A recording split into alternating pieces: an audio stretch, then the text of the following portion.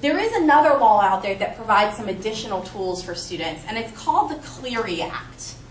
The Clery Act is really at its core a transparency act, and it's been around for 15 years now, and it is where you can get statistics about crimes on campus. And they're published every year by the school.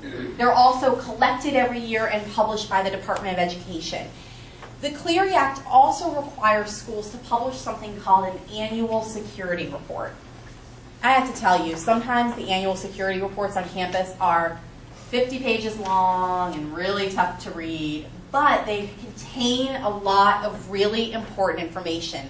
And they're supposed to be distributed to every student and to be public so that anyone can see them. And contained in that annual security report are things like these statistics, but also policies on campus and procedures for what students should do, what a disciplinary procedure would look like, what an investigation would look like, who will be involved, and how everything along the way is going to go. So last year, we asked a lot of you to step up and weigh in when the Violence Against Women Reauthorization Act was moving through Congress. And one of the key things in there was an update to the Clery Act around campus sexual violence. You may remember it was in a lot of action alerts. We wrote about it in Washington Update for those of you who are on that list. And we wanted you to understand that there are some really important things that are happening, and they're being implemented right now.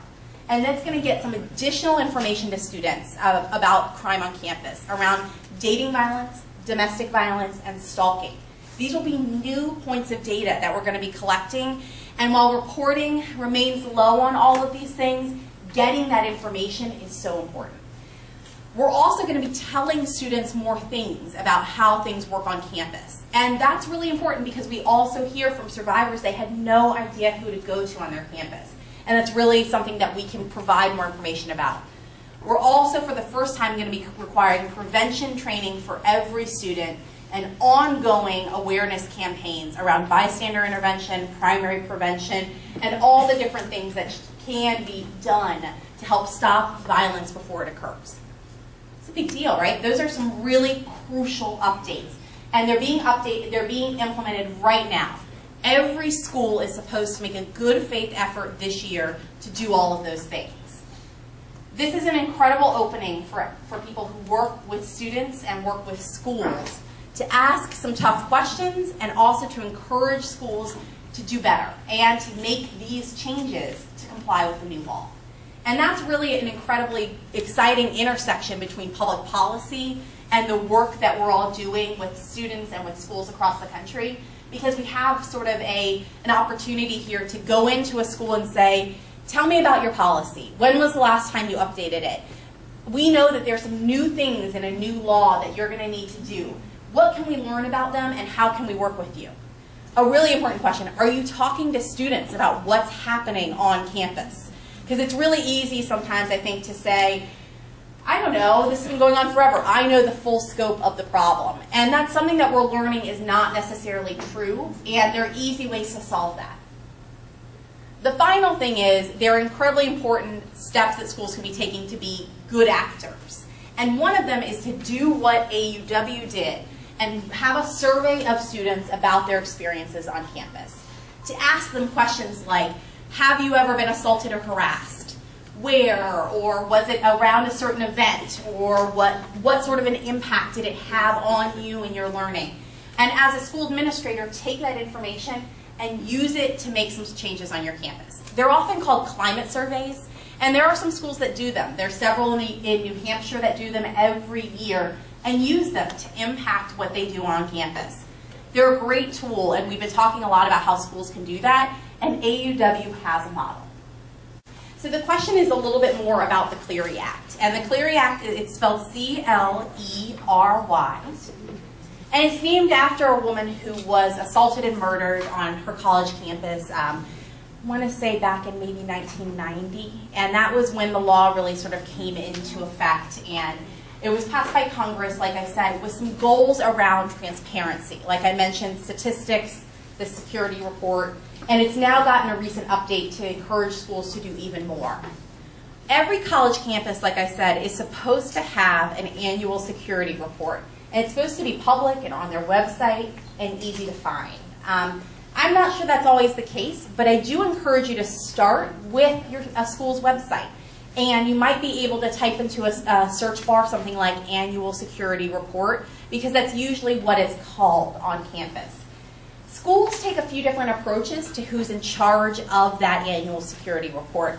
And one of the sort of unique things about this is on a college campus that has a law enforcement agency that's sworn, so they can arrest and things like that, they might have someone in that campus police department work on parts of the security report because they're collecting statistics. They're the ones who really are receiving all that information. That's a model that works some places. We also know that people sometimes have their Title IX coordinator help with those statistics. And so that's another person that you could go to ask some questions about that annual security report.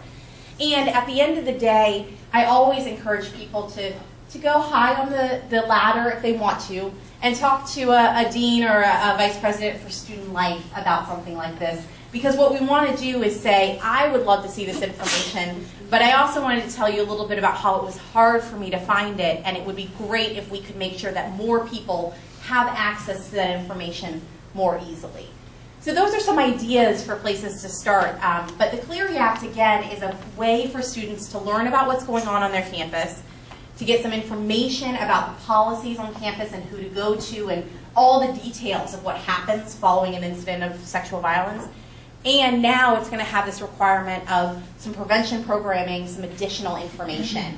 And we hope that people will be able to find that information and use it to make decisions and to influence what they do on campus. This is a great question about a lot of the different types of data that we use on many of the issues that AAW works on.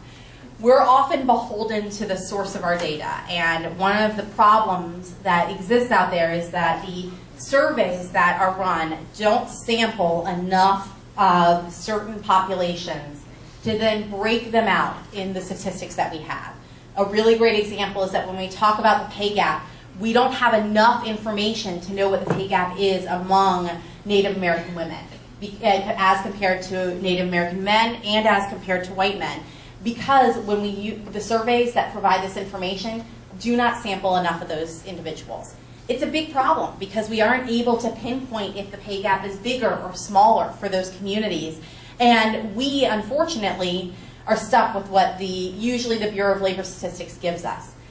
So a couple ways that we're trying to combat this. One is we have to continue to support places like the Bureau of Labor Statistics to make sure they can do these surveys and do bigger ones where they oversample those groups so that we have that data. And this is something that's been chipped away at little by little every year. There's less money for us to learn about some of these problems, and we're not able then to do something with the information, or we don't have all the information we need. So we continue to stand by the need for these surveys that are run by the federal government and continue to think there needs to be a better investment in them. I think that's a huge part of it. At the end of the day, I think we also can say that the pay gap is something that impacts everyone. And I hope we can all, work to think about ways to deliver that message and work with every community, even if we don't have the specific pinpointed data, because we know it impacts every woman. When we slice and dice the data and compare apples to apples, it impacts every woman. And so I really hope that we'll be able to make that case. Even if we don't have the level of specificity in our data sets, we can still make that case and work with communities that we know that the pay gap is impacting.